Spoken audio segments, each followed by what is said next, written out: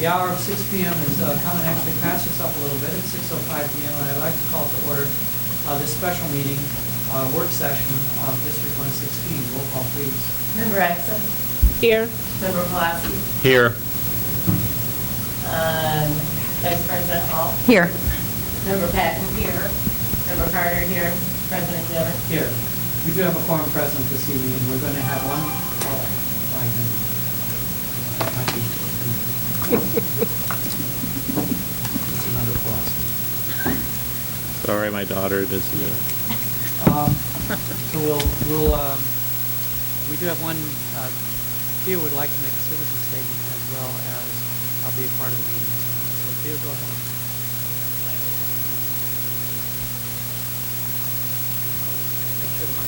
Do you want to state his name and address? Do state your name. Yeah, I'm Theo Johnson. My address is 208 West Oregon Street.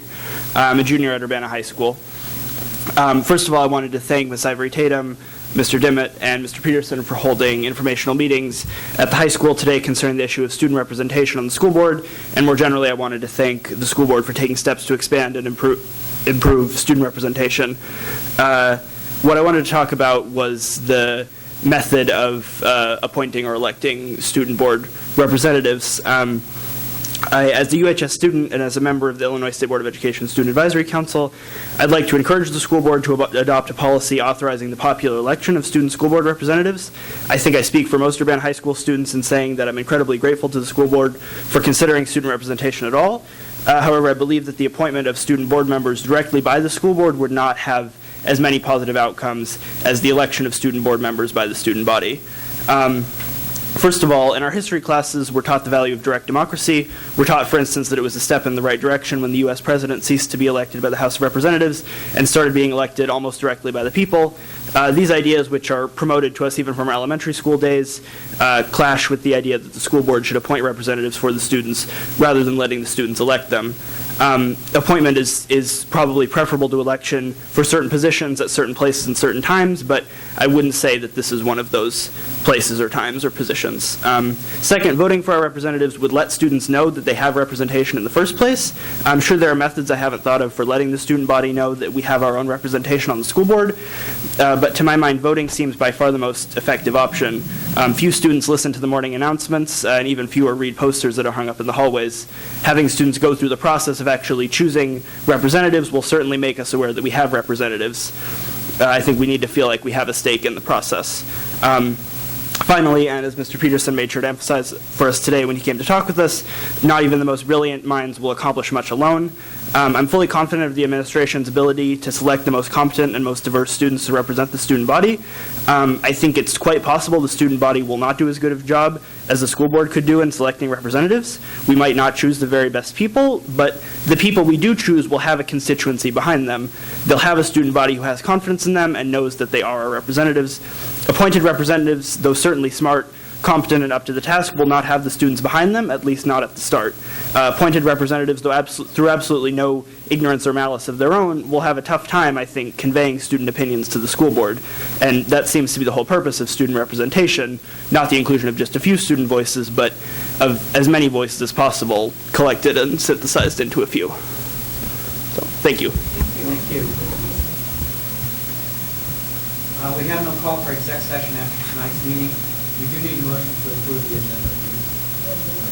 Seconded. Moved and seconded, all in favor, say aye. Aye. Those opposed, same sign. We do have an agenda.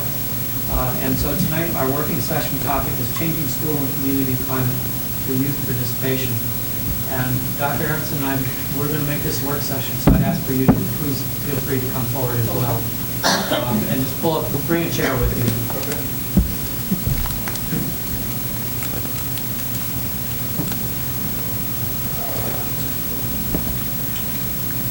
That's perfect. So, at this point in time, having just a little bit of briefing from Derek as the exact Dr. Peterson? No. Mr. Peterson. Good. I'm a Mr. as well. So yeah, there you go. Good shape. We would like to bring the board up to date with what occurred at the high school today. unrehearsed. I've asked Theo to do it for the morning session. The morning session started at 9:30 and lasted until 11:30. 11. 9 to 11. That's really long. Yep. 9 to 11. 9 to It was 11. too short. I know, Too it was short. 2 hours. Yeah. I was there, folks, I really was. So if you just want to give a quick summary Oh, I of was going to go through pictures, that's right. what occurred today. I guess, yeah, we do have some pictures if you want to follow the pictures and follow your Yeah, we got visuals, we'll help. Excuse me, sorry. And I'm sorry, I asked you to do this 5 minutes ago, so.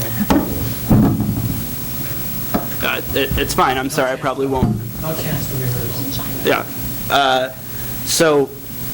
As you said, I don't, I might not do a very good job of describing the whole thing, but it was about, I would say, 60 or 70 students were invited from all grades, all around the school. I thought it was a really good amount of students and a good mix of students from, it seemed like, very diverse backgrounds. We started off by getting... We're in the lecture hall. Yeah. Yep. We started off by getting balloons and wristbands and doing some activities with the balloons, such as blowing them up and not tying them, and then letting them fly to see how far they go, or tying them, and then trying to keep them up in the air, like that There's a picture nice there. video. Yeah.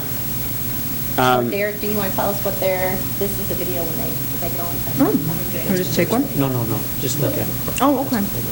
So, do you want to take it, or should? Go Yeah, go ahead. Point? Remember Yeah. why we were doing Why, it? Right, so I'm yeah, gonna, so- before I play the video, you want to preview it? Sure. So the balloons were meant to represent ideas, and we were trying to discuss the most effective methods of nurturing our ideas and getting them to be accepted by Congress or various other political bodies. And then, for the first part of the presentation, we talked more about how we could invent and nurture and propel our ideas forward. And then for the second half of the presentation, the balloons came to symbolize people more, and we talked about how students have various support networks, like, for instance, Mr. Peterson was describing how each student needs at least 5 adults to be able to support them, for them to have a healthy life, and adults need that too. And so we were talking about how that is a good measure of student success, and how we can improve that to improve the lives of students. Perfect. So, yes, this is one of the early balloon activities. Whoops.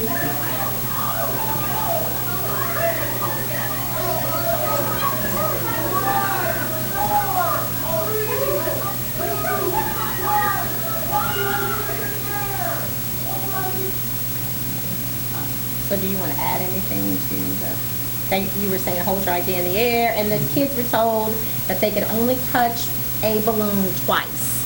So that's why they were kind of batting them around to each other. It was kind of a metaphor for passing your idea off to others.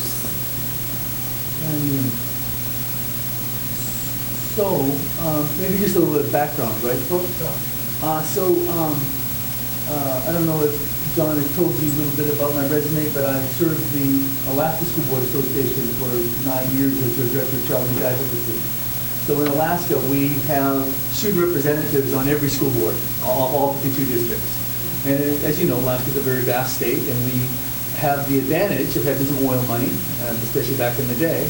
And we would literally fly the students in to our statewide conferences and our 2 legislative fly-ins. So students were integral to our school board association. And why we did that at the school board level was because our state was trying to be politicized by the elected officials.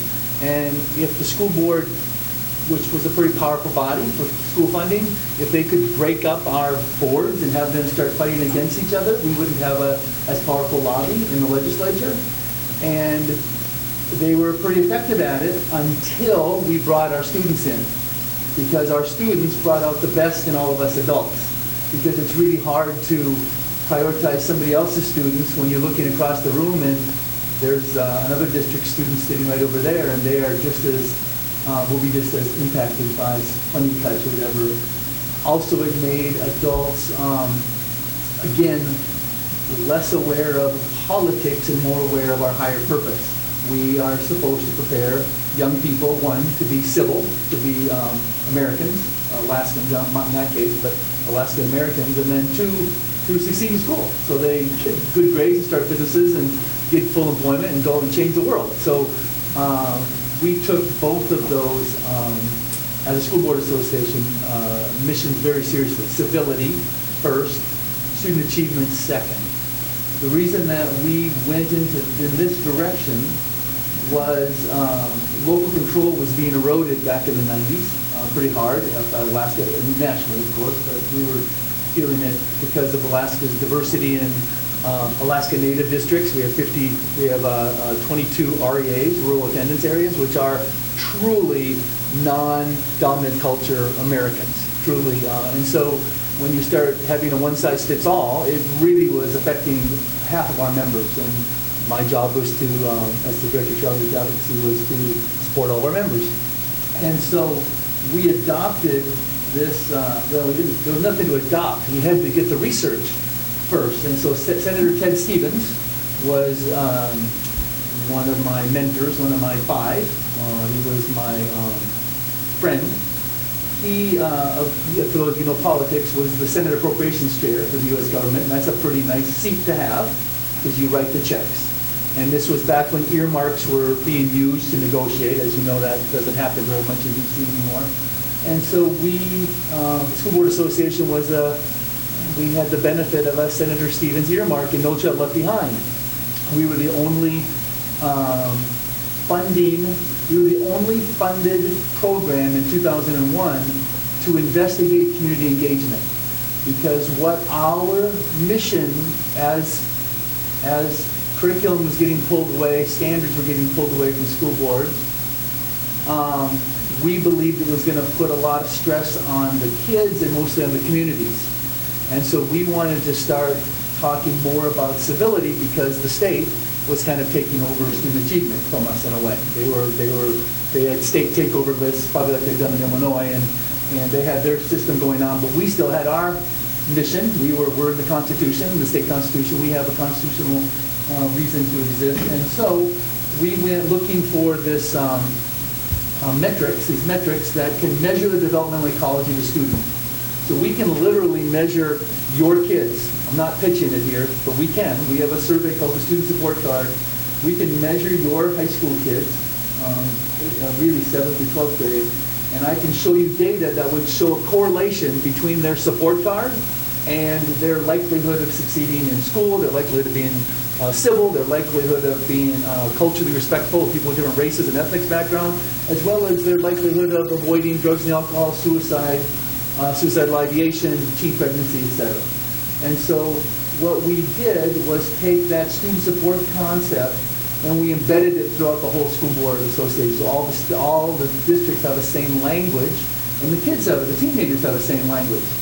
And while we really didn't want to get into systemic school improvement, we didn't think it was the school board's job to educate the teachers and superintendent. We really didn't.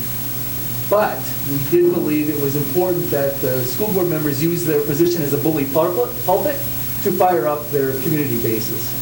And the student support card was that mechanism. We said, hey, funding, back in the day, oil was $14.70 a barrel, and I'll tell you, we had budget cuts.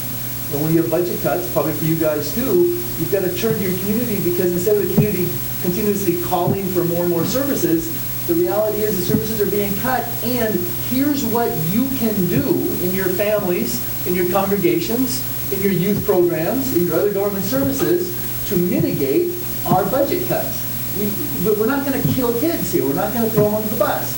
Oil's at $14.70 a barrel. That's a reality. We don't have a tax base in the state of Alaska yet. I still have many contracts in Alaska, so I talk like I'm still there. I'm really not, but I'm up in Alaska. I have 13 school districts that I work with for the last 13 years, so I'm embedded still in Alaska. But my point is, this is a way to inspire in a measurable way. So we call it memorable. Most people can remember the bullseyes and the web of support. Truly, they can most remember. So memorable, meaningful. When you guys see it, anybody sees it, they go, duh. Especially if you were thickly webbed. If you were a person or a mom or dad or grandma who raised your kids this way, you go, duh. But trust me, it's an epiphany for really about 40% of Americans. And I was surprised by that. I'm surprised when I go to Zionsville, Indiana. It's a surprise. You know, wow, I didn't know that. Or I'm surprised that I'm in Seattle or Portland or Minneapolis. And so we use the web of support then to talk about the fact that student representatives on boards need to have a web of support to have them be more highly effective. And so at the National School Board Association, I'm their youth and governance person for the last 23 years. We've also used this work to make sure that one, student voice is real, that it's meaningful to you, that it's usable, it has utility, right? That it's valid, that the young people know how to work alongside school boards, as well as prepares them. I mean, I want Theo to run for political office someday. I want him to be you, and be maybe a state representative or state senator, become a federal. I want him to love the process. What was happening before we were formalized this in Alaska, we had 52 different types of student representatives, and kids were getting turned off. They really were leaning toward Joseph Stalin and some benevolent king, because democracy looks icky sometimes, especially when you've got a 4-3 board, right? It doesn't look very good. And back in the day when budgets are tight, guess what, guys? We had a lot of 4-3 boards who would literally leverage the student, because the student is 15, 16, 17 years old. Nobody was meaning to do it, but through relationship, we're all political animals, and they stopped, they kind of forgot that the youth was still learning this whole thing. And we were souring, we were eating our own seed corn. That's how we used to talk about it. We're like, guys, we're killing off the next generation of local elected officials, which is why in 1996 we embraced this pretty hard, and we did a good. It's still going on. We did a good job, and we're remain probably one of the top 5 states in the union to really make a good use of our student representatives on boards, where they literally have meaningful, memorable, and measurable impact on their boards. And they are literally involved in the fly-ins. They come to Juneau to lobby right alongside elected officials, and they make our elected officials, honest to God, sit a little more confidently, because they're modeling for the young person. So even if they're a little timid, young person go, come on, go get them. Like, come on, go get them. Go do what our board resolutions call for. Why didn't you advocate more, right? And ask hard questions of legislators, because guess what? Legislators typically let a young person with civility ask a tougher question than they'll let an adult ask. Because an adult, they're gonna think it's political and you're trying to get points. Whereas a teenager is just an inquiry. Like, really, why does it work this way? Why are you doing what you're doing? Which is a great teenage question. It's a great adult question. But a teenager's going to give a different answer, because they're going to think we have an agenda, which we may. But a teenager usually is just an inquiry. Like, I really don't get it. So we use experiential education. I learned a long time ago, working with adult school board members, is no one likes to get talked to very long. So we reduce the framework. It's you already know it. We just bring it out. We make it fun. We make it, it's all about interactions, because they're practicing democracy, whether they know it in that moment or not, but they truly are practicing coalition building. They're practicing capacity building. They're practicing thinking about their constituency. They're practicing thinking about diversity in their constituency. They're practicing thinking about longevity of their tenure in their work. That's what I hate to call them games, because it makes them sound kind of like Rudolph the Red-Nosed Reindeer games, but they are activities that induce the fundamental principles of a living democracy. That's the truth. So here are a couple more balloon photos. And I'm going to play this video. I can't remember what it is.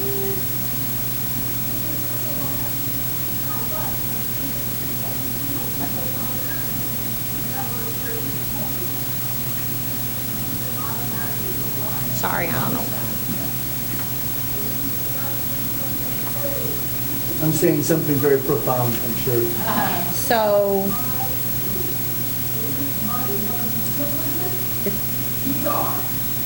you gave them, this is when you gave them a task and you let them decide as a group how they were going to how everyone was going to only touch the balloons 2 times.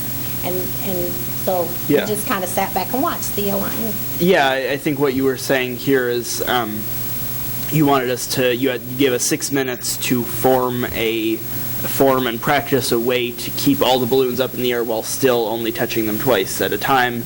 And we formed a big circle, and then about 4 or 5 minutes of the way through, someone said, this isn't going to work, why don't we form pairs instead? And so we did that, and then you talked to us about how in many other places that you go outside of America, it's extraordinarily difficult. Students typically form a circle at first, and it's extraordinarily difficult to get them to leave the circle and go for a method that seems better to them.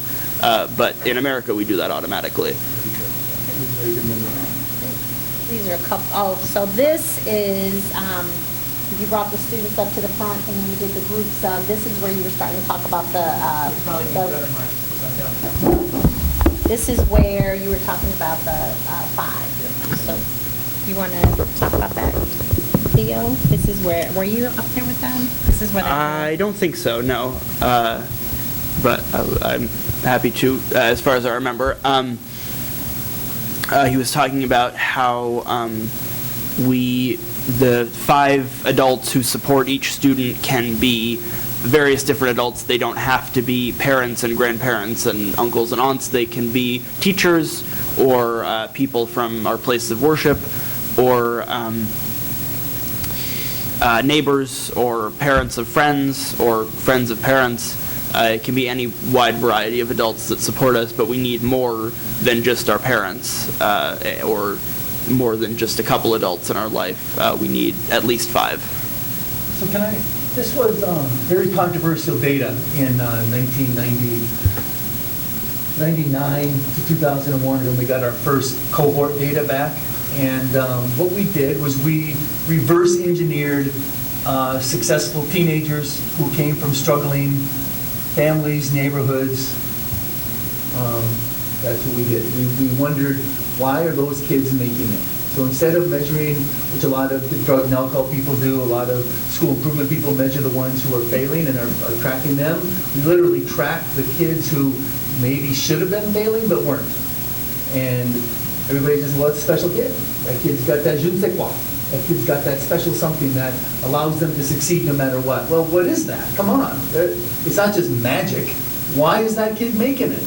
And so when we started reverse engineering those kids, and we started in very small cohorts, you can imagine we're on thin ice sometimes, we found out that the number 5 is a pretty important number to a teenager, and actually even to a younger child.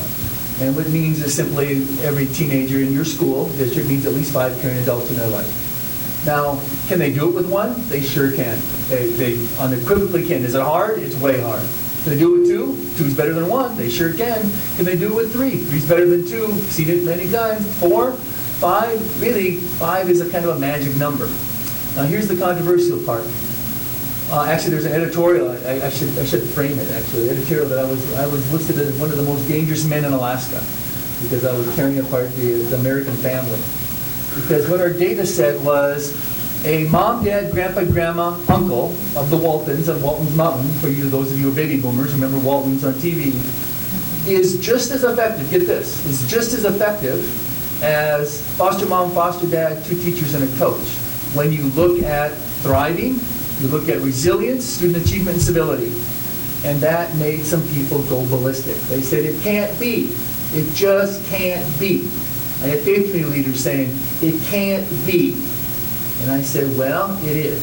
And our data says, kids who maybe don't have the best family, don't come from the best upbringing, who get themselves connected with the resources and people from the school, from youth programs, from the neighborhood, from churches, synagogues, temples, and mosques. Guess what, guys? I can show you data that says nothing about race, class, socioeconomic class, about marital status of their families, and you won't be able to tell what race that kid is, what marital status, how much money that kid has. But I can show you that as that web gets thicker, all of their student achievement data goes up and their civility goes up and correlates to it.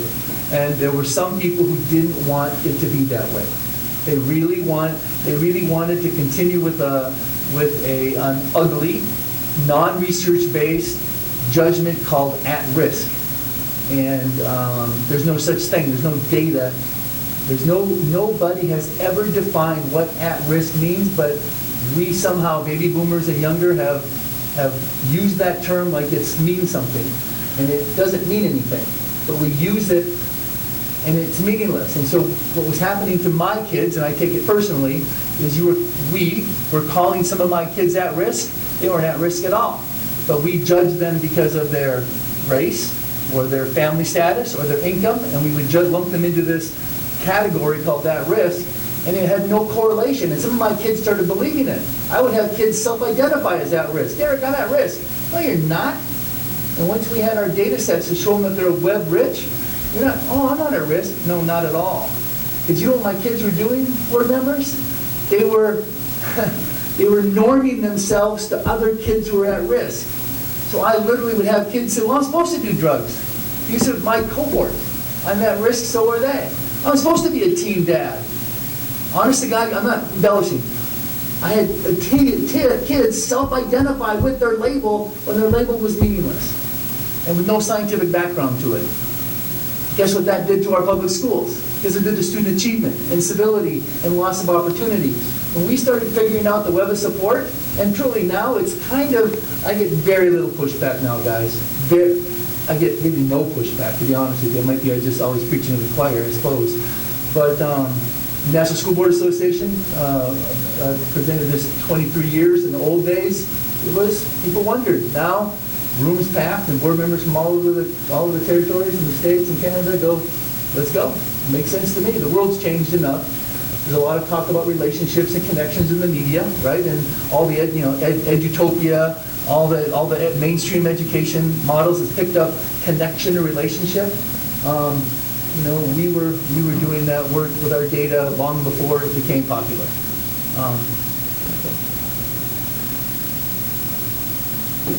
This is just data that we use and collaborate with to show that it matters. So this data is literally out of, some of you may know the Search Institute, the developmental assets work, Peter Benson. So he was one of my mentors, and one of my friends. He's passed now. So his developmental assets framework is what we were building from. Everybody stands on the shoulders of giants. So we were working from this because we were working from this.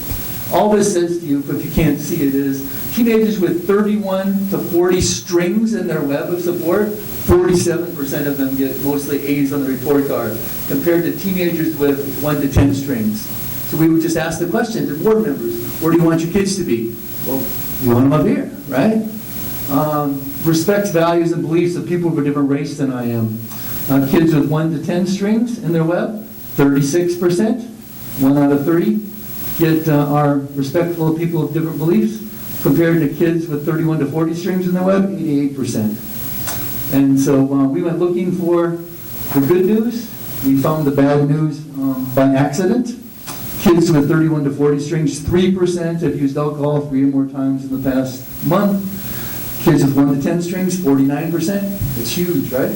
Our first funding came from suicide prevention in Alaska. It's frequently depressed and or has suicidal ideation. Teenagers with 31 to 40 strings in their web, 5%, compared to 42% of kids with thin webs. And so we stopped looking at the problem of suicide and drug use and racial intolerance as a individual problem, a self-esteem problem, or a confidence problem, or a social-emotional learning problem. We started looking at it as a community problem. And there's some very popular authors out right now. Johan Hari, he's got 2 books out about power of connections. He's the one who is making famous the rat park study, which is a great question of why do 2 rats who have access to opioids, why does one rat participate and one not? And the study is that it's connection. That rat has more connections who are pulling them away from opioids. And so our lens, and it's not a one-size-fits-all, but when we first encounter opioid addiction or school failure, we ask a basic question. Is it a web problem or is it a balloon problem? And it's a lot easier if the kid is thickly webbed to then decide if it's a balloon problem or not, an individual problem, because a kid who's thickly webbed and has healthy relationships, there's a lot of people making assessments to know the kid well, and we can give that kid appropriate services.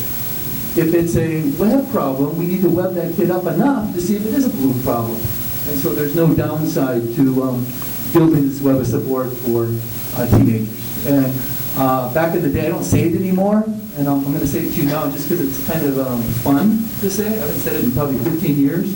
Because some board members say, well, what if you're wrong, Garrett? What if this web, it's going to be a lot of work for our teachers and churches and synagogues and temples, and what if you're wrong? Our only negative outcome that we could find from doing this, making a toothpick of a web, is that, honest to God, you loved your kids too much. And so, there you go. That's our unintended negative consequence. You use too much of your time supporting children and teenagers, which is, come on, that's not so bad. I haven't said that probably in 15 years. I haven't had to. So that's what these teenagers are showing, different colors. One of the cool things about our work is it's one size does not fit all. So we use many different multi-stained colors of yarn because your family is going to build a web different than yours. And we're not going to argue about which way is better, but we're going to show you that this is what you get, and this is what you get, and you figure it out, right? So we're not out there trying to assimilate. Remember, we're Alaska, last frontier. We are not an assimilating model. We do not say, you've got to do it like he does, or you've got to do it like she does, right? We're very aware of the fact that there's a lot of diversity out there, so all we want is every kid to be webbed. It's all we want, and it can be in any different shade. Any different shade. We never got into the how you should. We got into the, we were a measurement organization. And that's how the School Board Association kept from catching hand grenades, right? Because you don't want to go in your community and say, oh, my way is the best way, raising kids. There are people who do that. That's not what boards do. Board members show the data, and they ask a simple question, where do you want your kids to be? And then they support, they set the conditions, policy, and practices, hire the right staff to make sure that happens. We were very good at that. Matter of fact, we were very good at that. Our boards, matter of fact, we would use that story to actually have board members when they applied to run for office, they would often have to talk to their community about how they saw their role in building web support for kids. It just, and actually on their voting placards, one of the issues we had in the 90s was when, before you gavel down, the school board would say, or they'd have it, before you pass a new policy, they'd say, is it good for kids? And people would say up or down.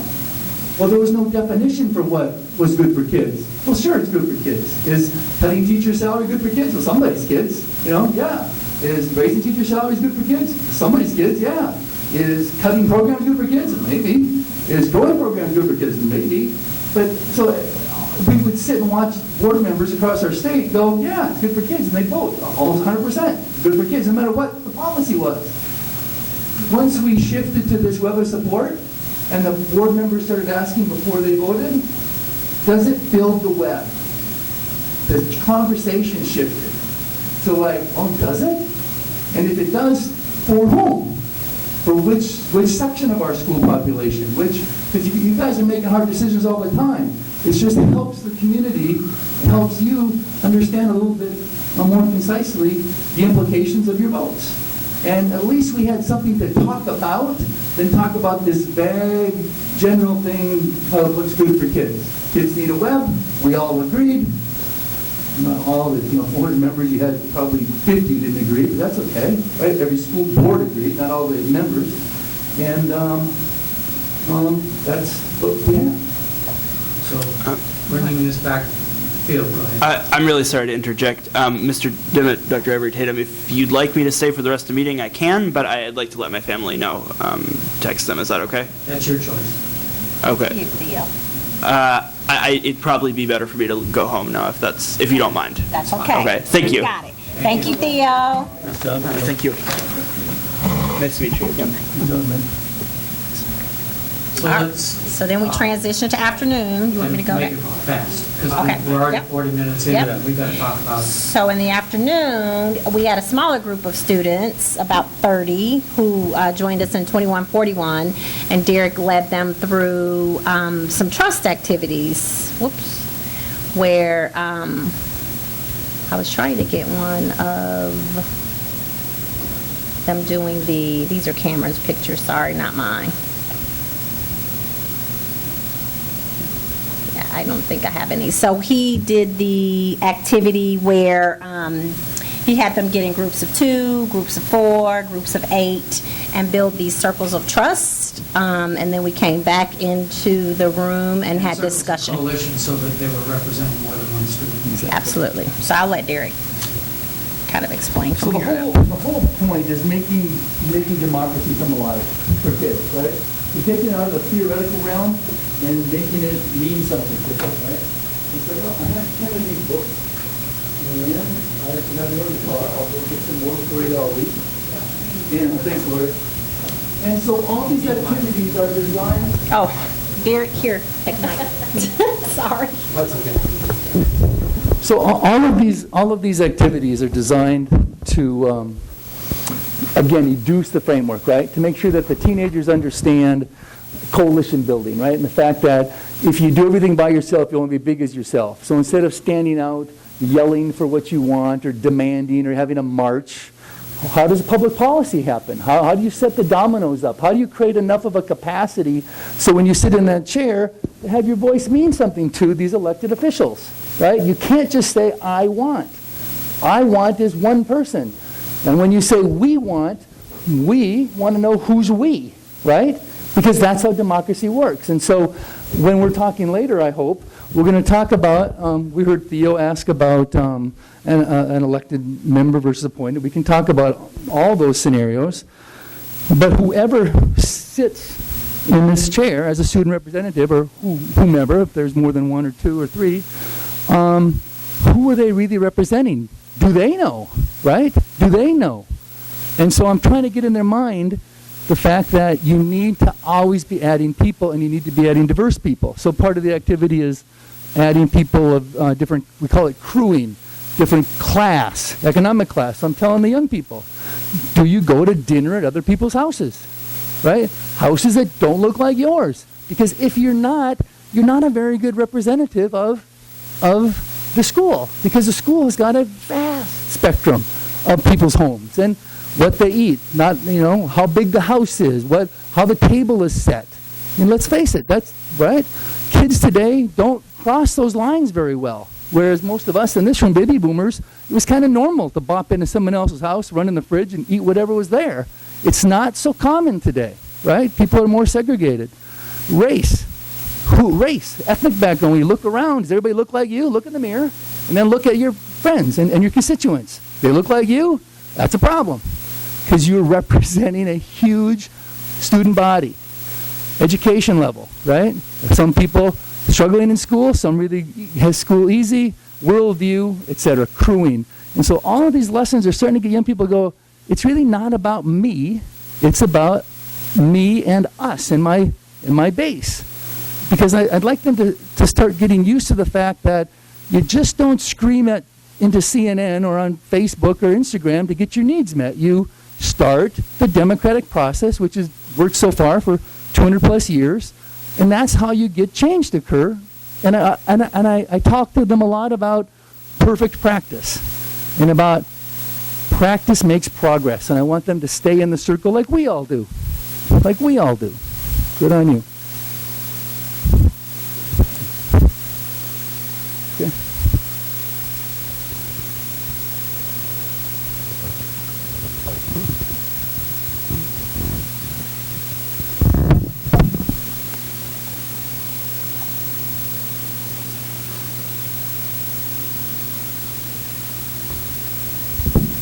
So that brings us, that's what occurred today. And, any board members' questions or would be sparking and thinking that you want to put forward. Well, I very much appreciated the background. I know you had gotten ready for your presentation earlier, but I appreciate what it is, the big picture that we're trying to create. It makes a lot of sense to me, and I think it has great, great value. I just, one specific question, the 60 youth were part of were they usually invited or volunteer? So they were a combination of student senate, internet club, and teacher nomination. Oh. There were one or two students who found out that we were doing it and asked to participate. And you said freshmen through seniors? Freshmen through seniors, yeah. Small group, yeah, they were representatives from all different groups. I thought it was a diverse group, too. It was like, But some of the kids there wanted to know, how did we get picked? And why isn't such and such here as well? And the instructions that Derek gave was that the kids should be opinionated. Not necessarily kids that have institutional leadership roles in the school, like club presidents and student senators, although there were lots of them there. It should be kids that rise to leadership positions almost immediately by virtue of influencing other people to do things. And so that's the type of person who is intended to be. I had a quick question about the web. Do those 5 individuals have to stay static, or can they be 5 people who come and go in your life? You know? Yeah. And your teenagers are very much aware of that. Divorce happens, yeah. Divorce happens, death happens, teachers become superintendents. People move away. America is a highly mobile society, and the web is always shifting. And it's very important for us to have my kids have their data. My kids use their data to more understand that this isn't their problem. Their world has shifted. And so we actually get them thinking about not how am I today, but how's my networking for me today. And they're always taught in all these activities to add more people. And whereas their natural inclination, as an American, is when you're struggling, you go back to one. Like, everybody leave me alone, a little downtime, right? Which is okay. But I want them as quickly as they can to understand they need to add more people and get back into the web. Because I'm a counselor by grad degree, and I've never really used it, but 35 years ago when I was in that practice, I was amazed at how many folks were so lonely. And they wanted, I was their only really human contact, and they were paying me, or somebody was paying me, government was paying me to have chat, when in fact, all they really needed, we call it a PH family, they needed to understand that their bio family gave them life, but now they got to create a community. And I didn't have this language 35 years ago. I wish I did, because I would have been a better practitioner. But I knew that something was wrong with the system when all I was trying to do was fix broken people, because I was terrible at it. But once we started changing the whole world around some of my kids, they changed. And that's where this data comes from. We started changing the whole world. Now, do some kids need therapy and psychotherapy? Yes, of course. But boy, the thickly webbed kids are much more likely to get the right intervention, the right professional intervention, the right drug, to mitigate their condition. Thinly webbed kids are way highly medicated. I got stories about filing lawsuits in some school districts where they were literally 50% of my kids were on Ritalin. The fact is, they didn't need to be on Ritalin. They were thinly webbed. It was a web problem, not a balloon problem. But because they were behavior problems, the school didn't even fight that suit. They just changed the policy and fixed it. But oftentimes, for sure in the 90s, we were using psychotropics to medicate kids who were disciplinary problems. We don't do it so much anymore, but that was a 20-year ago thing. Thank you. So what this base information or base experience is about leadership skills and how to take your web building and leverage it into leadership issues. And then we got into the bracelets that were passed around that everybody looked at. And and a figuring out of when you are providing leadership in a particular area or trying to get something done, that you are addressing a particular point of one of those colors. And so that kind of brings us here tonight to where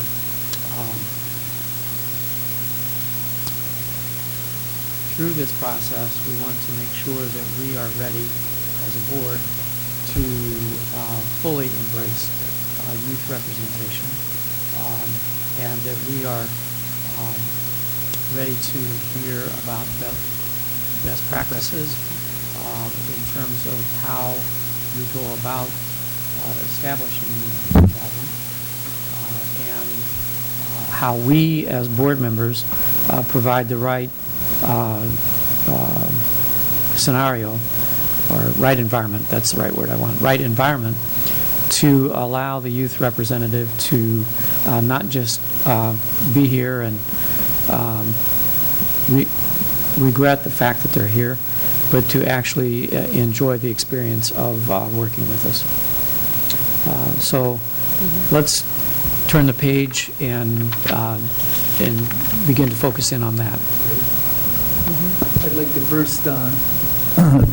first talk about the fact that I would like you to consider, so working with youth representation at the national level, as well as Alaska, Arizona, Nebraska,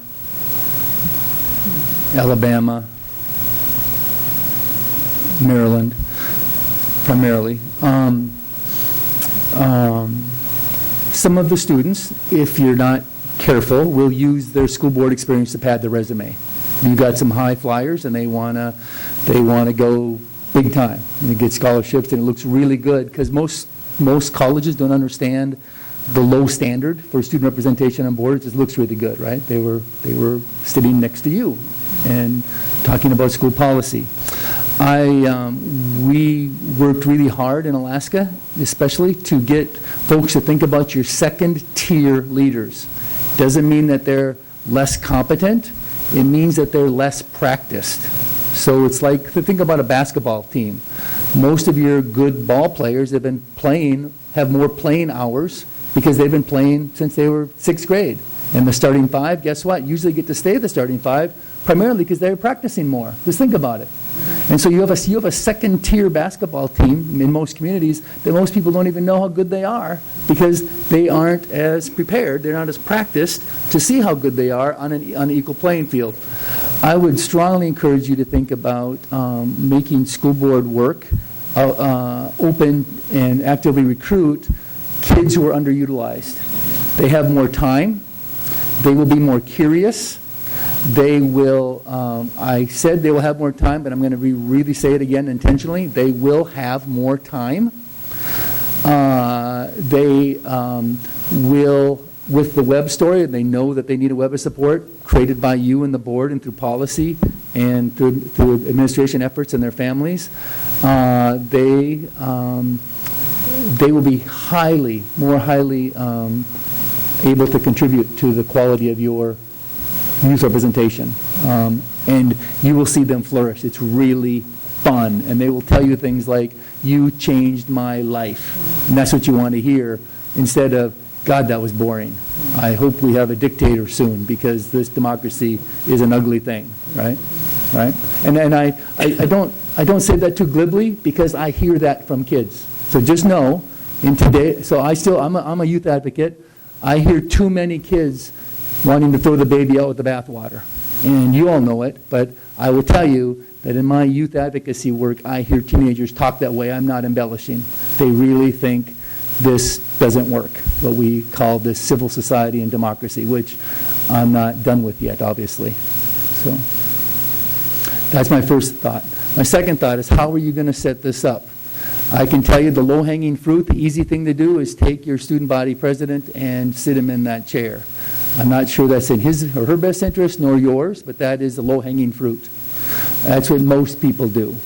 And that student will usually show up 3 or 4 times. It's customary. And then as college applications start coming and stuff, they'll drop off and you will not become their priority. and it still goes on the resume. And it's okay. That's how the game's played, and we don't have much of a role for them anyway, so they just go away, right? It was nice to have representation for a while. I would strongly encourage you to think about another model, which is harder. But I'll tell you guys, I work in a lot of schools, and when I walk in your cafeteria, your kids, I wish I could take a photograph, I should have taken a bunch of photographs of the diversity of kids sitting at each table in your school. If you don't understand that that's special, you got to get out there, because race is becoming a bigger issue in our major metropolitan areas, and it isn't, from an outsider's perspective, walking in and having lunch in your cafeteria, it didn't look that way to me. It looked like America, sitting at tables, laughing, eating, teasing, laughing some more, right? Look, I'm a kid guy. I'm looking for subtle bullying. I'm looking for eyes rolling and subtle put downs. Guys, honestly, way to go, right? So how do you keep that representation on your board? Because you sure don't want just one of those special kids at that table. Because one kid, 1,100 constituents? Let's be honest, that's a lot of constituents. And if you're not careful, it's only going to be 50 constituents, because that's what the kids are going to do. They're going to just think, it's just a school board. I'm too busy to vote. So I'm going to just you're going to get 50 kids of 1,100, and that's going to be. So I would highly recommend that you start looking at your key opinion leaders. What does that mean? There are lots of little groups in your school. You can call them cliques, you can call them friendship circles, you can call them anything you want. Cliques is not a derogatory term, but within each of those groups, subgroups, cliques, there are opinion leaders. There is a dominant teenager or two, and their opinion matters than other people's opinions in that circle. They're just like adults. They're just like us. And so how do we identify, first, the groups? And I'm telling you, your school staff is very well equipped to do this, as well as some of those key opinion leaders. Most of the time, the teenagers will deny that they're a leader. I am so used to that, except your tier 1 leaders. The basketball captain, yeah, I'm the leader. Student body president, it's me, right? They'll stand up. But those tier 2 leaders, those opinion leaders, it's almost like if they acknowledge that they're the leader, their clique is going to take that leadership power away from them. So they're very slow to accept and frequently disavow their influence over other kids. I want those kids. Because when they come to your board and you start doing your work and passing resolutions, one, those kids are listening to other kids that are like them. And two, when you give them information, that'll filter down into your school from the board level pretty quickly.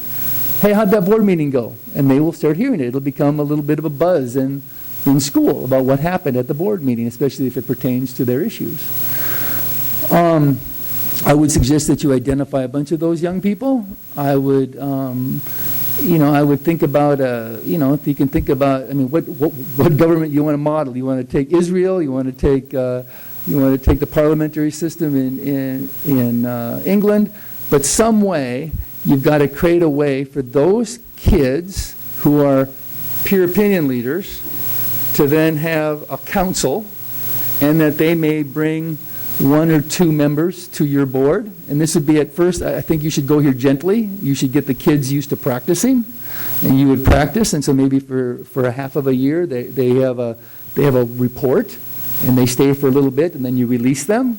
And then slowly, as you understand their strengths and they understand what you can start adding them into your culture more. I would strongly suggest that you have a 7-member board, that some of your board members understand, and it can't be just 1 or 2, it has to be 3 or more of you, to literally mentor, we call it anchoring, but mentoring that kid so that they have someone to call, someone to talk to, someone to filter out some of the some of the stuff that they're feeling and understand. They need a sounding board. If they go home, their parents often don't understand what's happening at a school board level, local elected level. So you're going to mentor them. You can't just have one of you mentor the teenager, because it'll put you in a bad position, because you are a political body. And even though I've heard that you guys, thank you, have pretty solid votes, good on you, you're not a 4-3 board. But if you should become one, you're putting that young person in a pretty bad spot, because you can't help it. You're political animals, and your opinion will matter to that kid, especially if you're highly connected. And that kid will seem like another vote on the board when they don't have the power to vote. And so it'll protect you and that kid if they're more connected to many of you instead of one of you. We made that mistake early on in Alaska, trust me. I know of what I speak. I would ask you to think about the professionalization of that position. You have nameplates. I don't know how much they cost to produce, but if you do get a representative, 2 or 3, they should have a nameplate too. They should have business cards that they can pass out in school.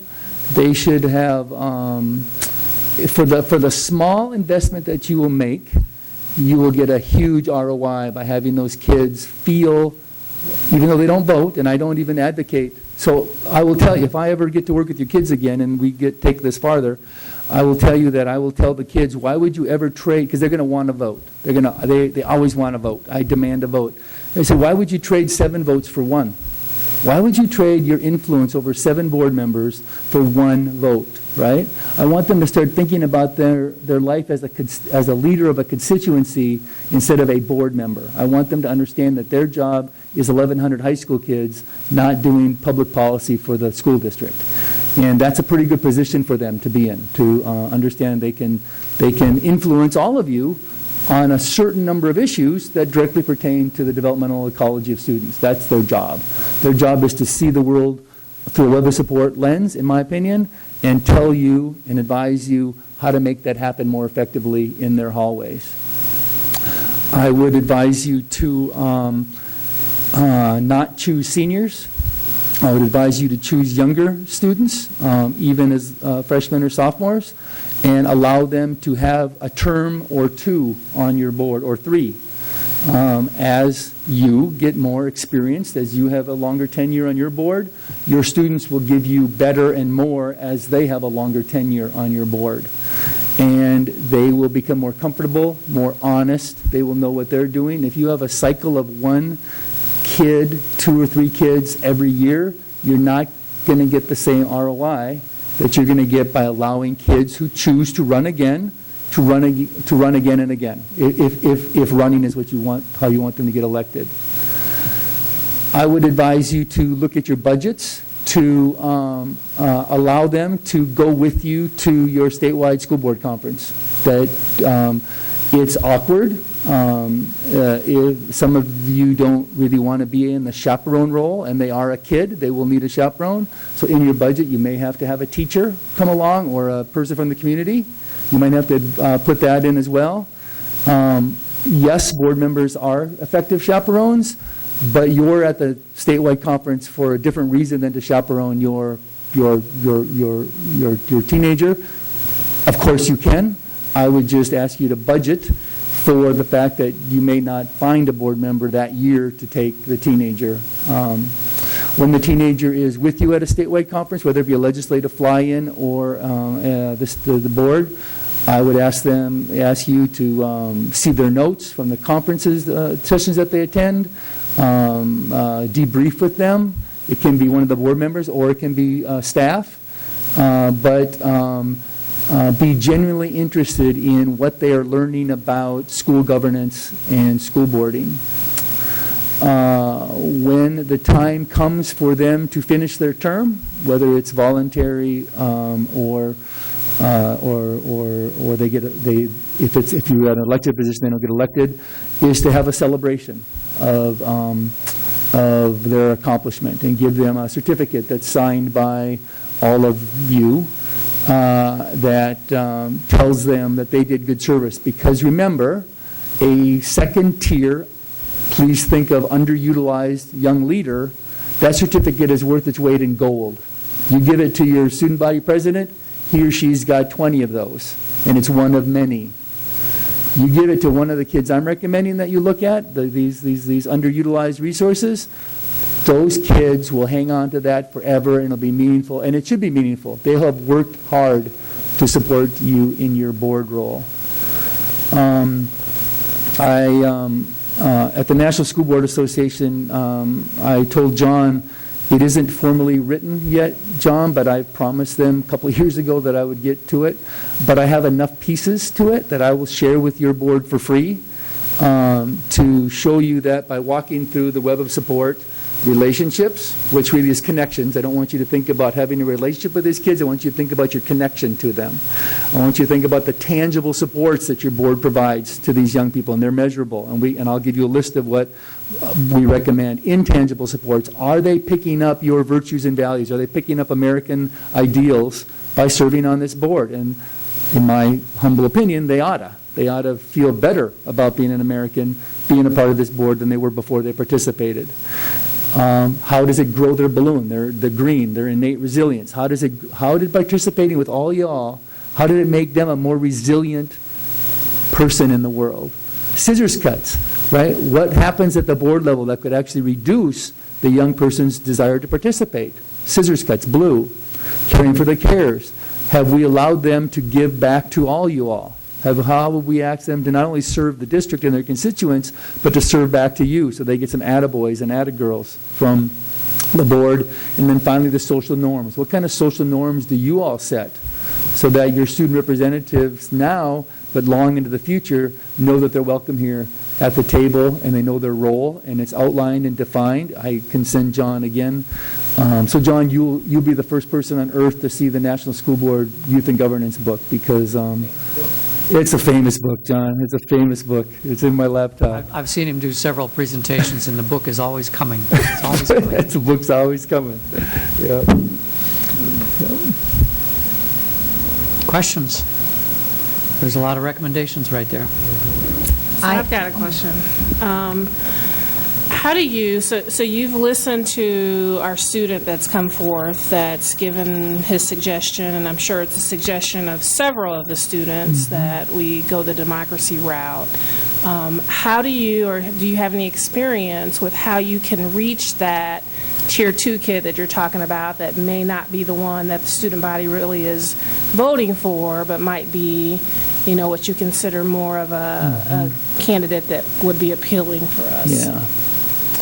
Yeah, I do, because I believe that's where the democracy begins. If you're not careful, you will have automatically thickly webbed big balloon kids sit right here. And they speak for their constituents, thickly webbed big balloon kids, but they'll start talking just like us, adults. They're just like us, right? And they're wonderful. Who doesn't love them? They think like us, they're smart, they're organized, they're us. However, they're not the student body. And so your question is very apropos. And so a couple of things. If you wanted to do an election, I would say rather than a vote, I have seen some school districts do this effectively, literally have kids petition to be on the board. And they go around and they get kids to sign a petition, and you count up the names. And some kids can sign many, many petitions. If there's 5 running, they can each petition can have 5 names. But then what you're looking at is that kid's constituency base, right? And you're looking at the diversity of it. You can either appoint, if you want to have an election after that, you can simply count up how many names that they, but I do think you should avoid having one kid be your spokesperson at first. I think because you're doing this intentionally and doing it new and well, you can do anything you want, which is way cool. You're not bound by tradition, it seems like. You're not bound by, you don't have a policy on the books already that you have to change. So what's going to happen is students see student government, as John heard today. Hey, Derek came into us this morning. He didn't talk much about student government. It's because people expect government to look like civics. And I came in and had them cross their arms differently. I wanted them to look at government and governing differently, right? I figured they already knew civics. I figured they knew how a bill becomes a law. But do they know how to build a constituent base? Do they know how they have to reach out to people? Do they know how to create a web of support for their ideas and a web of support for themselves so they can articulate and make their ideas manifest in the public domain, in the competition of ideas, right? The marketplace of ideas. And so that's what I offered your kids today. The ones who hadn't been vested in civics, I think they had a great day. They didn't understand that they had to think differently because it's the first time they never really thought about it. But some of your leaders went, oh my gosh, this guy's disrupting the system. Because the big balloon, highly effective kids who understand how it works aren't going to get automatically elected to this position. And that is my intent. I know just, love Theo. I'll clone him. Honest to God, I'll clone him. I'll take him on the road with me. He's that kind of kid.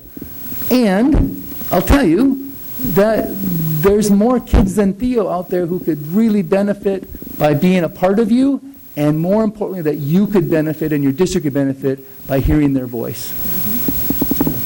So have you ever had experience with doing both? When we started in Alaska, we had many, many different ways of having students come on board. And we tried to get folks to coalesce into one or two different ways. And the way I'm talking about peer opinion leaders, having a panel is how we settled on it, to have more than one leader, because it protected the kid, protected the board. And honest to God, we did not, we almost said, we never could say it out loud, but we really didn't want the overburdened kid. That's how we defined it. You're overburdened. Do you understand how hard this is going to be? Now, this isn't just going through the motions. I know you want to do this, but this is going to take hours of your life. And here's what we expect of you, and the superintendent expects, and this is your meeting schedule, and show them a board packet or two. And typically, we could get some of those kids who were padding their resumes to go, you're right, it ain't me. Right? This ain't me. But then, amazingly, we get these other kids who honestly flourished. And they would read that board packet, sometimes more than the adults would. And they would ask good questions. And then, I get tears in my eyes. It was, my kids started valuing, when they'd say the pledge before they started the meeting, they were saying it right along. That's a pretty good thing. That's a pretty good thing.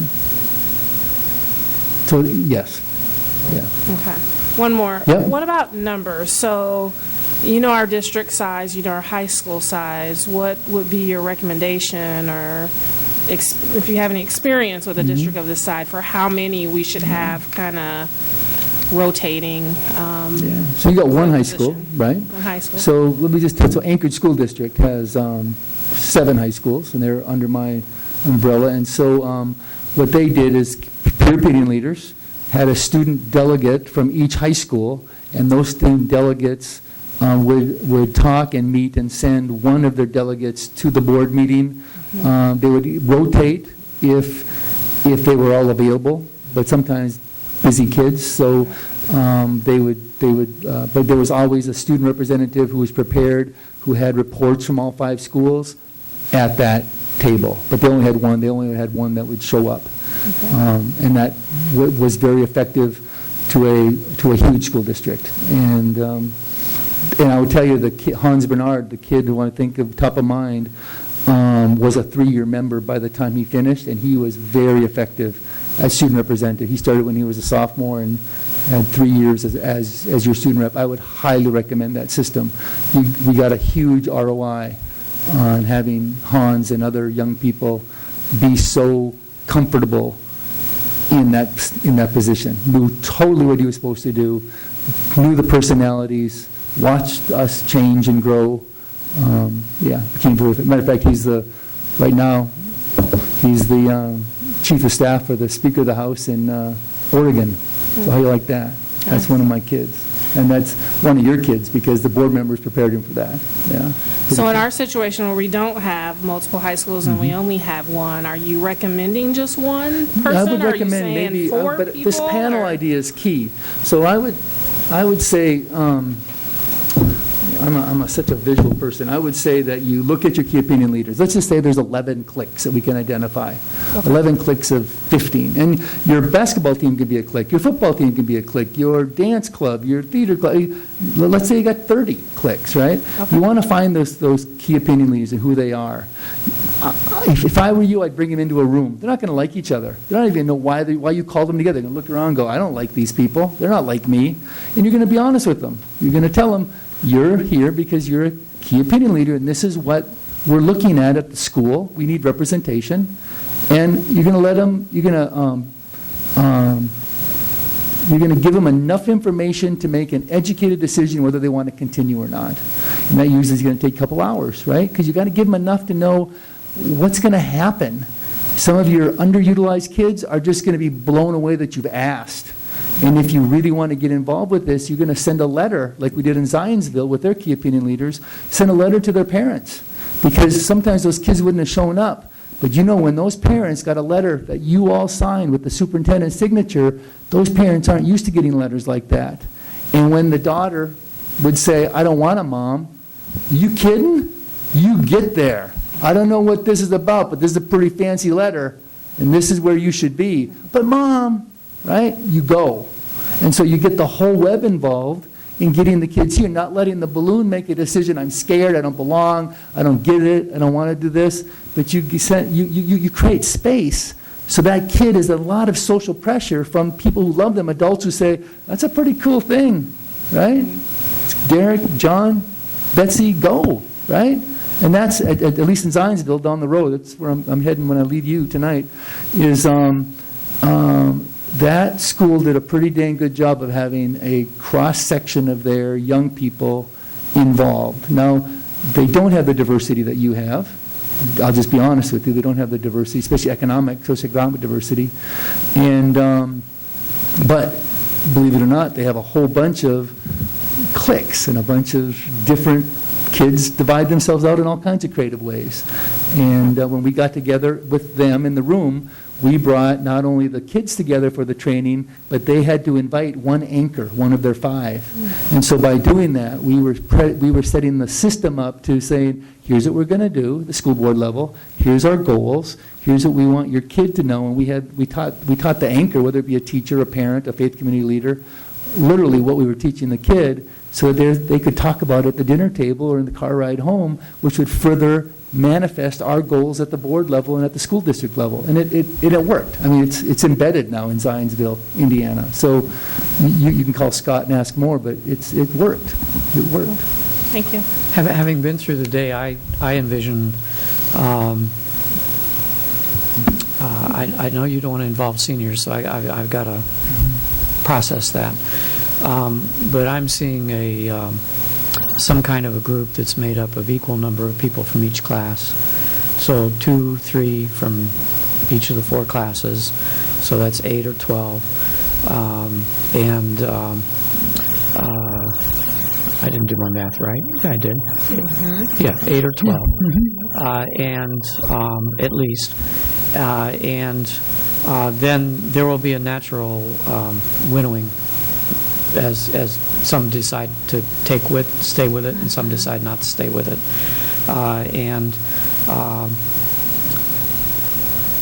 And we work with a group of about that size. We meet 10 months out of the year. School year is 9 months out of the year. So if everybody's going to have a shot at coming in and being representative at least once, a group of 8 to 12 gets everybody here at pretty much at least once as people begin to drop off. That's what's going through my head right now. Just to make sure that we've got all classes involved. Sometimes in this school, if you get the drama club and the sports group and the Habitat group and this, that, and the other group together, and you have their opinion leaders show up, they're all 12th graders. This year. Last year they would have all been 11th graders because it depends a little bit on the personality of the class as well. We have a particularly strong freshman class. My experience with watching the leaders happen right now. So that means that fits your mold very, very well in terms of getting young people involved. But we also have some outstanding seniors right now that are highly motivated to see this process through. So that's what I'm saying. I'm going to have to work my You way could around perhaps the first year have those seniors be an advisory role. I'd be just very cautious about putting them up front because they probably don't need the practice. They're probably going on to schools, maybe already accepted to colleges, universities. They're fine. I think you want to get them in the advisory role of the younger people and then prepare them for the next year. Just like I talked about the basketball, everybody needs playing time. And you don't know how qualified somebody is until they get playing time. I don't want my remarks to say that the sophomores, that there aren't strong sophomores and juniors, because there absolutely are. But just each, in my 30-some years of working in this district, each class has a personality. Yep. And right now, there's a strong personality out of the senior class and an equally strong personality out of the freshman class. Nice. So just so I'm understanding, if we have this sort of council of 10 to 20 people who represent, underutilized opinion leaders from each of the classes, and they would rotate, their service on the board, what would be their function outside of the board? I mean, would they come together to do other things, or would their sole purpose, this council, their sole purpose be to sort of support one another and prepare for our twice-a-month board meeting? Great question. Thank you. So what I prepared your kids today to do is I gave them a frame of what their influence, so there's a circle of concern and a circle of influence, right? Okay. So if we don't support a kid in understanding where their boundaries are, they're going to want to be what all the Americans want. They're going to want everything, right? And so what I try to do is say, here's your frame, Roy G. Biv. Your frame is school climate, not culture. We talked about that. Culture is your job. That's embedded long-term change. But school climate is their job. And literally, students, in my experience, can change a school climate in literally about 4 weeks, especially if it's done at the beginning of the year or after Christmas break. It's really hard to come in mid-semester and change it in 4 weeks, but if it's really easy when there's a new game in town, as the school's open and you let that's what we did in Zionsville, like, hey, there's a brand new thing happening across the whole school site, right? And so here we are. And guess what? Doesn't take long for the kids to pick up those norms, and all of a sudden it's just like it's always been there, right? Had we tried to do that mid-October right now in Zionsville, we would have had a mess because the students have already laid down their turf. The seniors already got it figured out. The school's working for me, Derek. Don't screw up my school, man. I know what my senior year is going to be like. I've been looking forward to it since I was a freshman, and don't change the game on me now because senior is pretty fun, right? And now you come in with Roy G. Biv and school climate. I don't want to do that. I want to do what the other seniors used to do. So they see their role, I hope, some of those kids, as when I address the board, what am I doing to address school climate? And am I advising student council? Like when a school council does a dance, right? If they do a dance, how does your board representative ask a simple question? Because they have to report to you. How does the dance build the developmental ecology of kids? We're investing in a school. How do you see this dance thickening the web of support for more kids? It's a great question, right? So it's not just one class of kids, one socioeconomic class of kids, or one race group of kids. How does it affect the development? And tell me about it, because that's what you're going to ask, right? If there's a play, if there's an activity, if there's anything that the school invests in, if you bring in a program, a curriculum, how does this curriculum affect the developmental ecology of kids? And you want that group as a panel to start thinking about that, because that's what sets. One, it's federal law now, social emotional learning standards, and so you can just use the web of support as your SEL. You can say we've covered the whole base by saying if it builds the web of support, it's SEL. If it doesn't, it's not SEL, and we're trying to do SEL, right? And so ideally, it's not necessarily another club, but it's kind of a service organization that has some leadership with some knowledge about that frame, right? It might be a budget of a stipend for an adult to be an advisor to that group. I had not had that before, but imagine at a district that could happen. But somebody has to take, some adult or more has to take some leadership of that, some guidance, share the power. And I think you can. I don't know how I didn't do my homework. I don't know how other school districts in Illinois do this. Illinois has not been on my radar at the National School Board level. Other than John, I've not talked with other Illinois school board members about this issue. Because student representation in Illinois is in its infant stages. Oh, okay, there you go. That's why then. It's just off my radar, right? Right, yeah. So you could be a model. And to be honest with you, I love models for democracy and emerging democracy, especially today. Yeah. Holy cow, guys. Holy cow. Well, and Peggy, just one way I'd love to see us use them, and and Dr. Berenson and I could work on this together, as we have issues where we have differing opinions, even on the board and in the community, like our SRO conversation. This would be a great group to now go out and engage student voice from their cliques, so to speak, or their clubs, their groups that they're associated with, and then come back and have some real political conversations under, I think under my guidance or under the guidance of whichever board members mentor them. I mean, these are great ways to, one, just build their capacity around having these conversations amongst themselves. But it's a great way for us to have people like right now, I've been talking to kids kind of singly. I've been trying to go to these little spaces. Mitch is going to talk to a group of kids around this issue tomorrow. But how powerful would it be to have the students doing that themselves instead of me going around, or you're going around, or the principal, engaging students around a conversation where, are they going to be as honest with me as they, if I'm asking them, hey, what do you think about this? They might say what they think I want to hear, or they might say what they might say, oh, what's Dr. Berenson want us to say? But if they're talking to each other, then we might be getting some very real voices. So, I mean, that's one way that I kind of see us really tapping into them as using them to really get information. Not surveying kids and all of that, but when we have real issues that we want their opinion, it's a great way to have people have these kids going out, and that way we're engaging all the clubs and all the groups and all the teams. Good idea. What you're going to find out is that the second tier, the underutilized, untapped resources that are in your school, they're very authentic.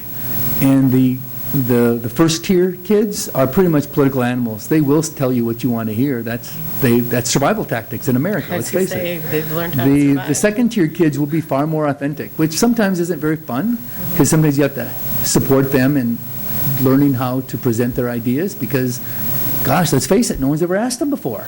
And all of a sudden, like a can of Coke, it gets shook up and sprays all over. It's like, wait. Like, come on, they need some coaching then, right? They need mentoring. They need a web to help them with that, to support them in that process. But once you get them more refined, you will find that they are very authentic and will not just give you what they think you want to hear. They're very non-political because they don't get it. They don't get it, but we need them to get it. Yeah. Well done. I kind of think that 12 is a lot, John. I was thinking a smaller number, just personally, so it could be, I don't know. I like the vast array, but I think 12 is a lot, and it could get easily off track of what the purpose is with that many. But I don't know. That's just my opinion. I only stretched it from 8 to 12 because the interest that was expressed in the student body today was impressive. We had, for instance, from the morning session to the afternoon session, we were trying to go from 60 to 70 kids, and the test got in the way. And so by the end of the morning session, there probably was only maybe 40 or 45 in the room. And from those 45, we're supposed to come 17, originally 12, and it grew to 17, then it grew to 22 that wanted to be at the second session. And there were, even beyond the 22, there were 5 more that showed up after the first morning session and came back and talk to us, is there any way I can be a part of the second session? This is important to me. Yeah. Some of this kind of reminds me of, I remember Urbana used to have, what was it, like peer-to-peer mentoring almost, I forgot. And so if one of your peers was in trouble, then another student would like try to speak to them about it. Was that what it was? Yeah, so are you talking about the restorative practices leadership group where they would run circles? And there was peer mentoring, but that's been some years ago. Before to the deal with restorative conflicts. practice, like a some long time conflict ago, like mediation almost kind of- like a court or whatever Yep, you would yep, call it, you know. My other question is, would these student advocates or whoever whatever the name, you know, would they be in our closed session meetings also or not? No. Okay.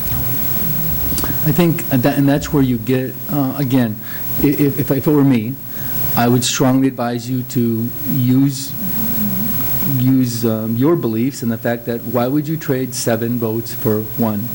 You're giving them a finite way to address the board. You're not having, they don't have to read the whole board packet. There's just some things that aren't going to concern them, right? And it's not a secret, it's public information, but rather than have them get bogged down in the details of boardsmanship, boardspersonship, have them really focus on the developmental ecology, the school climate, because that is well within their wheelhouse. It is deep in their wheelhouse. Matter of fact, it's more in their wheelhouse than it is in yours, and even the administration. It really is. And you can see, in my opinion and experience, seismic shifts in your, now right now your school's fine, so you don't need to make any shift.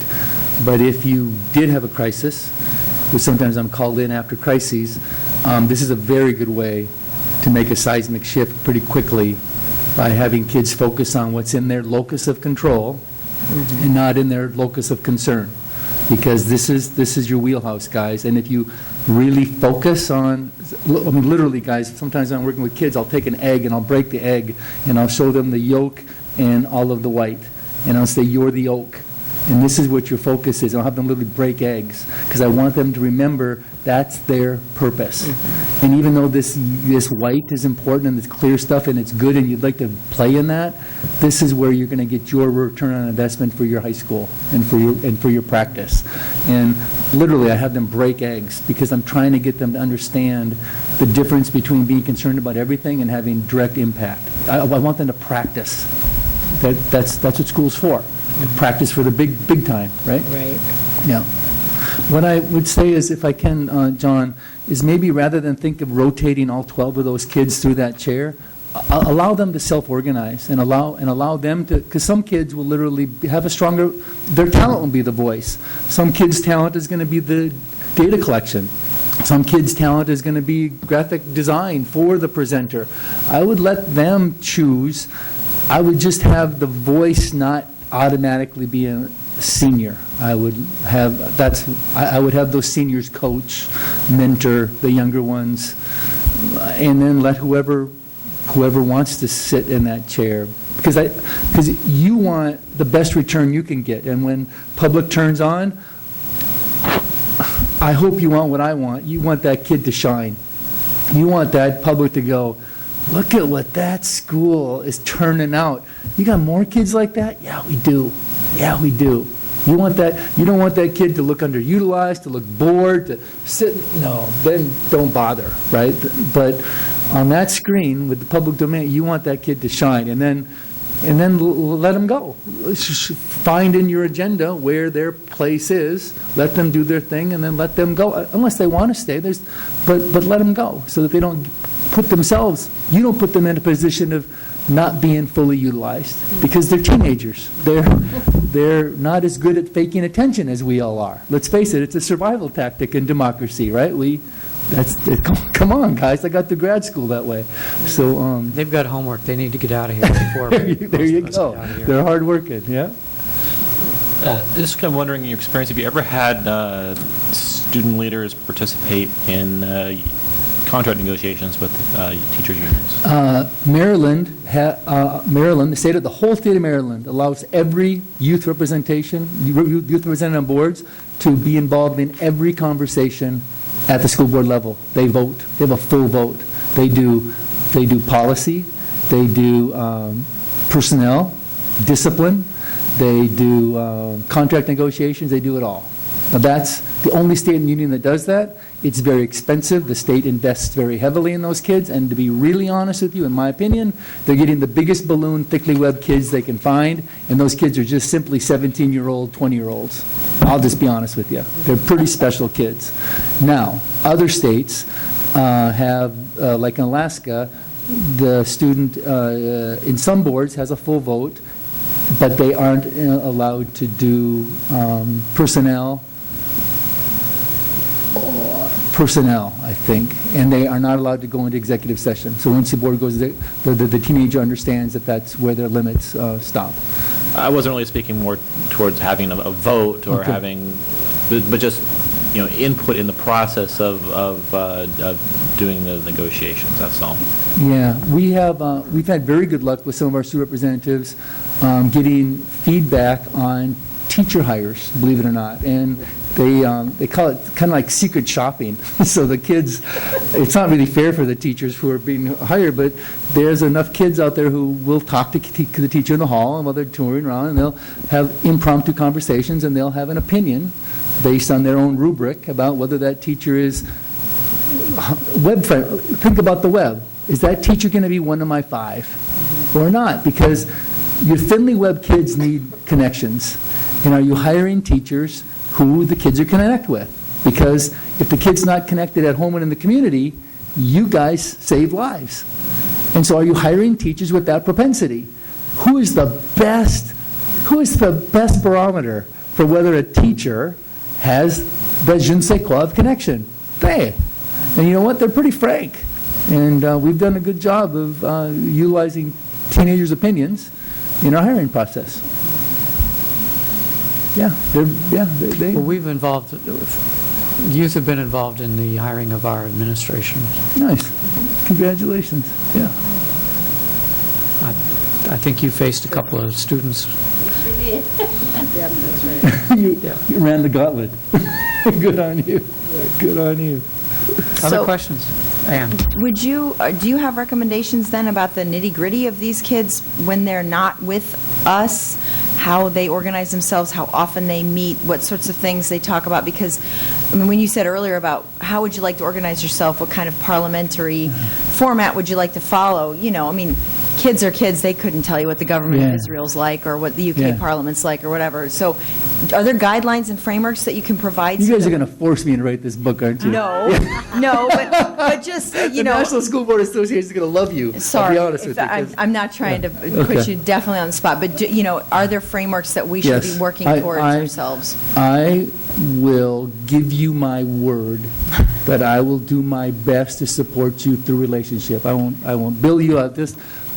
One, John's right. I've been promising NSBA for years, and I'm the guy who's got to do it, right? And so, John, you're the guy. You're making me do this. And so you have my word that I will do my best to give you what you need, because I'll give it to other school boards as well who are asking your very same questions. And this is the time. There are kids who are wondering about whether democracy matters or not. They really are. And more so than 10 years ago, than 20 years ago, kids are wondering about the value and maybe just having a king, a benevolent dictator. Like, come on, right? Because it's just icky to watch.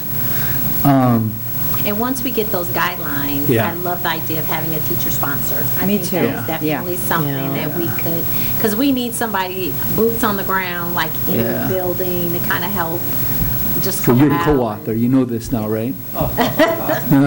Don't laugh. Don't laugh.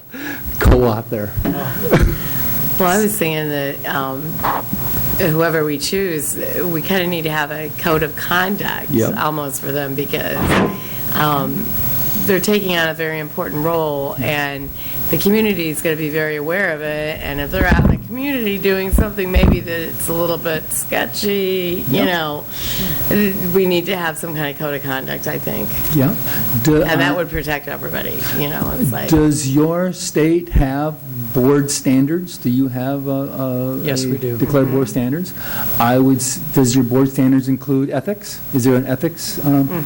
So I would suggest John, in his part of the book, would look at your state's board standards and youthize them, just as Brenda is talking about. It's a very good idea. We as a group can do that. There you go. You as a group can do that, okay? And that's your code of conduct right there. And let those teenagers know that you, I assume you've adopted the board standards, okay? And so let them know that you've adopted these, and they need to do whatever you did to adopt them. I don't know if it's a formal policy. There you go, sign, there you go. And that's the same standard. And that is good practice. And then you hold them accountable when they violate. Yeah, and some students, that might be a turnoff for them, you never know. I mean. And that's okay, they self-select. Right. Wouldn't it be nice if some of our elected officials self-selected before we had to hold them accountable to their ethical standards? One thing that the neighboring district does that has a couple of student representatives is they actually swear them in just like an official board member. Like they I'm in. have a resolution they read, and whereas I agree to do this, and Make they it real. kind of take the oath, and their first night they join. I think Yeah. that makes it very real, I Yep. think. And So. do they have two? Is One that- for each school, yes. Oh, two high okay, one schools. for each high school, okay. Yes. Yep. Sorry. Yeah, make it real. Make it, I mean, not make it, not that it's pretending you're making it real, it's real. And let them know it's real. Because they will rise to those expectations. I've so seldom have been disappointed by youth on boards, honest to God. So seldom. I've been more disappointed by adults on boards than youth on boards. I'll just tell you that. I've been doing this a long time. Any other questions? I was going to, go ahead, Peggy. Well, maybe this is I was- just sort of No, a this general isn't a time- question, it was a comment, but go ahead. Just sort of a general timeline, what you envision, kind of. I asked Eric if we Chronology? thought we could have this accomplished in time for next spring, and he said absolutely. Okay. Absolutely, that by next February or March, if we are serious about this, we should be able to put things in place to have this as a check mark list done, and have it finished by next spring, early spring, Of course, in time for this school year. Make it part of this school year. so the students would serve sort of at the end of the school year? I mean, they would. They might Right. they might Like the come on last board month right of away in school, April or- and And continue on because. continue on into the Nice. fall. Okay, Nice. Because it's going to take a little while to get organized in the fall for the next group. gotcha. Okay. And I can work with Dr. Berenson on some of the logistics around the sponsor and, some of the, we have all the students who participated today. I'm sure others they'll be reaching out to John. Jennifer, I would be interested in how Champaign chose what their process was. Oh, And I know we're not yeah. going to copy them, but I would just be interested if you could get me that information. Sure. That would be interesting to find out how they did that. I think so. we're trying to cast a wider net. And Right, have it- right. Like I said, I don't want to be Yep, just like them, yep. but I'm just, They have it piques one my that interest, serves each high school on for how the- they chose them Sure. and what route they went about, that. I'm looking at something better. Yeah, I am too, but That's like what I said, was I just like John, I to, was trying to be. I'd like to hear about how other You've worked on schools both have sides of Wright chosen, Street, just to so get Trying a not to say that, variety but John of said it. information. and Good on you. I like the petition thing, I think that's important. I think the oath and the conduct, but you never know. Sometimes when you think they're going to dissipate, you might get more and more. So then it would be a tough, we would have something in place to be able to say, okay, this is who we chose, or this is who your students chose, the students. Students chose, yes. Sorry about that, I misspoke. Okay, good. This is who your students chose, and, these are the reasons why, if we need to state that, or, but I think we really need to get something concrete, in place, because, like I said, sometimes they might not dissipate, and we do want to hear everybody's opinion, but I think sometimes if we have too many, that old saying, too many cooks in the kitchen, then the water gets kind of muddy as you're cooking it, and so, I don't know. Hey, just a comment to that. When you get your second-tier kids, they're not going to be used to being the big dog. And when they meet, they will be much more likely to self-organize in a more of a gentle way than if you bring your Tier 1 kids in who are really already understand positioning and power. And it's fascinating to watch the second-tier kids not act so political. They really are trying to figure out, because they're new, how to serve their constituents. Now, they will get political, because they'll start getting empowered, and they'll get, some of them will get too big for their britches, and that's where you need to understand the egg yolk versus the whole egg, right? And that's okay. That kids need to, I don't mind them getting uppity as long as we understand and have a way to communicate to them in a very safe way. You're out of your wheelhouse. You do Roy G. Biv, you do Web of Support, school climate. You can have a say in other things if you're interested, but that's really what you're for. And when you start wanting to have power over here, why? How does that affect the Web of Support? And if they have an answer, gosh, now call me. We'll put it in the book. But if they don't have an answer, come on. They're still in an advisory role, and they're advising you on how to support them and making that school the best place to go to school in Illinois. That's really what their job is. And if they're crystal clear on that, you will see rewards that you can't imagine, honest to God.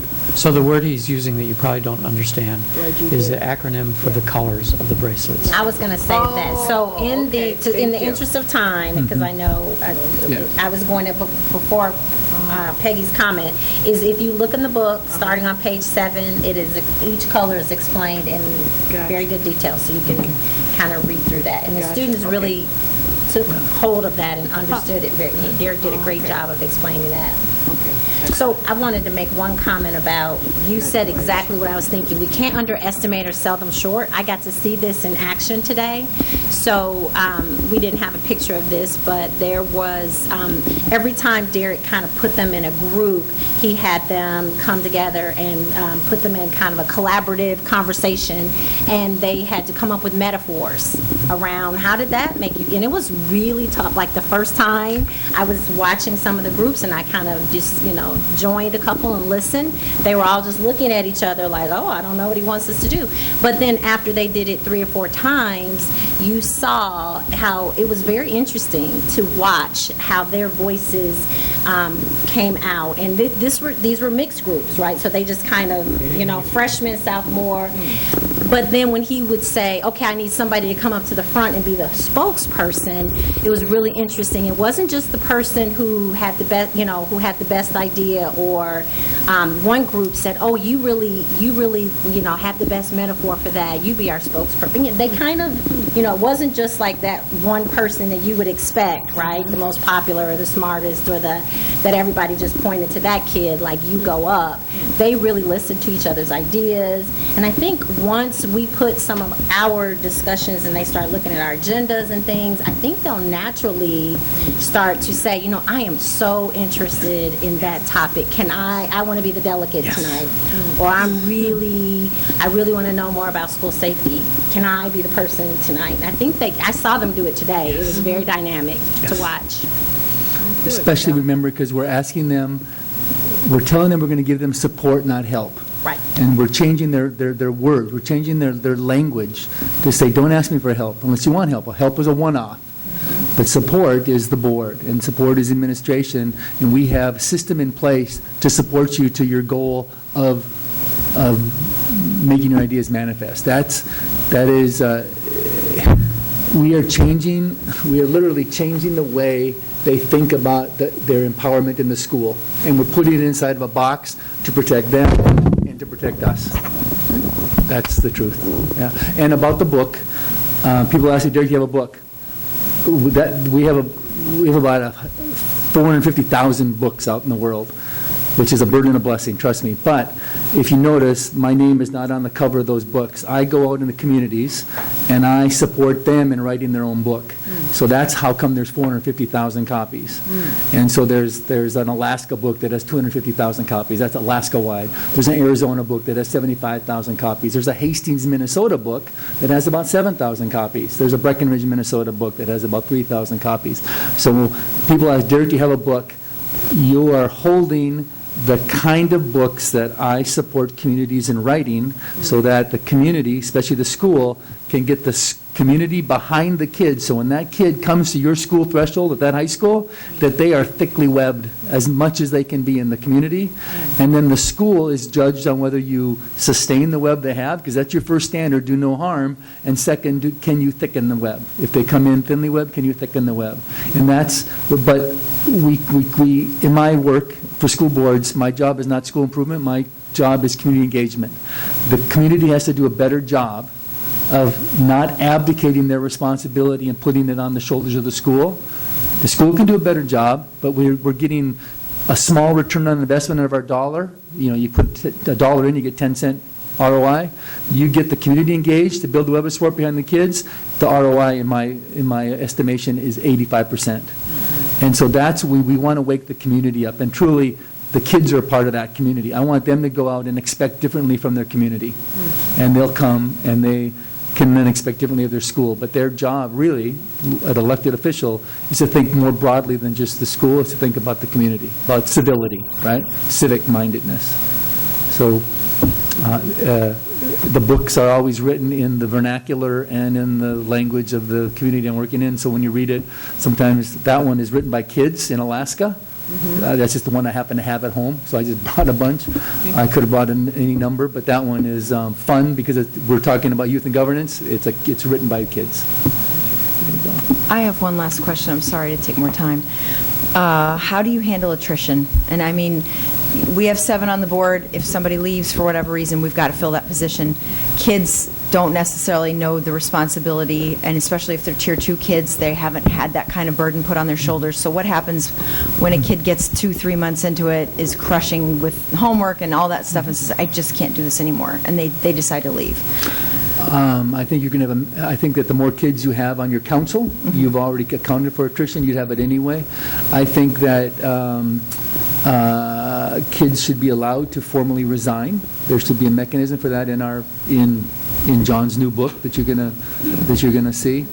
I think that there can be a little bit of a going away party or something for them to make them feel like they want to do it again someday. To be very frank, I'm not used to the second-tier kids leaving, because they don't have a lot of stuff on their plate. They're not your A students all the time. They don't have a lot of homework.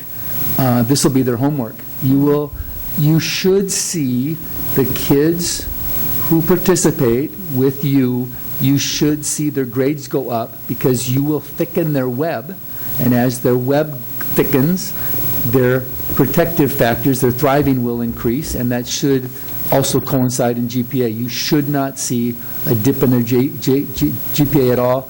I'm not used to that. I've not seen kids go backwards by being a part of all y'all.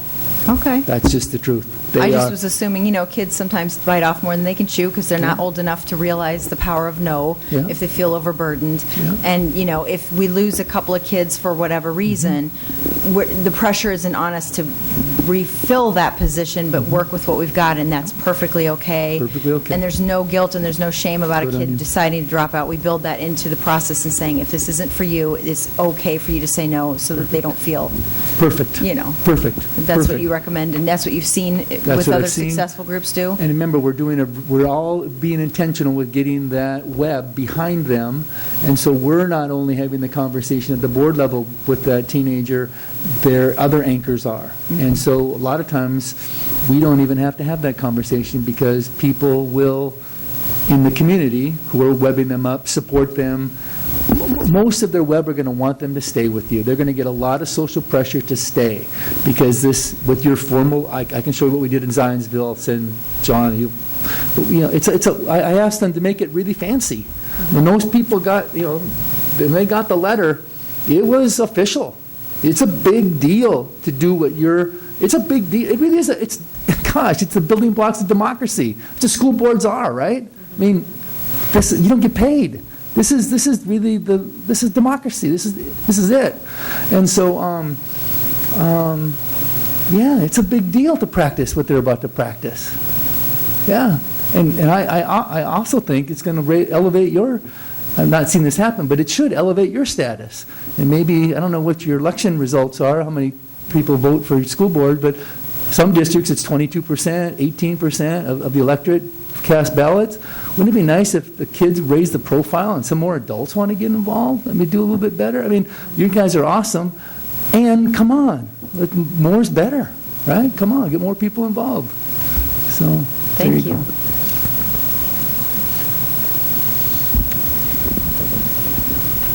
Anything else?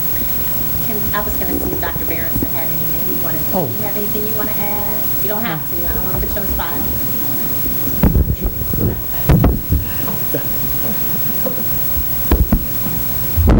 I guess I would just say it's an exciting process. Anytime we can include student voice, it certainly empowers us, I think, because we really get a perspective that sometimes gets lost. So I think it's an exciting process. It sounds like there's many ways to go at this, so I think the key is to, I always use this phrase, slow is faster sometimes, because it may take some time, but we want to settle something and have a good plan in place, but I think it's a great opportunity for our district. And I guess I just want to be, I'm the big area that I'm still fuzzy on, and it's important because it's the first step, is, I mean, I heard us kind of go back and forth between the election versus the appointment of folks on this council. I mean, I sort of have heard the rest of our conversation be around inviting second-tier people, maybe those who participated today and others, to put their hat in the ring, so to speak, versus what Theo was suggesting, which was an outright election. I mean, I hear that we're not considering that at all. I mean, you had a hybrid where kids could submit petitions, so at least we had a sense of what support they had, but I don't know, that seems, but anyway, so I sort of, is that right? Am I hearing right that we're not talking about elections at all? We're talking about... May I make a suggestion that we have a representative group from the kids that were involved today, meet with the administration, meaning the building administration as well as central administration, and flesh this out and bring it back to us as a recommendation? Yeah, that's exactly what I was going to suggest, and that we not making a decision tonight. I thought we were more so just discussing and giving all of us a little time. Like we all have people that we can kind of talk to about what we think the students think, and come back and put it on as an agenda item to have an open discussion and bring some of the feedback that we get. Okay, that sounds great. Okay. So, yeah. Oh, yeah, I was So we not didn't under the come to- impression that we were making a decision tonight. I thought we were kind of picking Derek's brain and getting all the information we can, and then we would sit again and talk through what, step by step what we would like to see and happen. Got it. That makes sense. Thank you.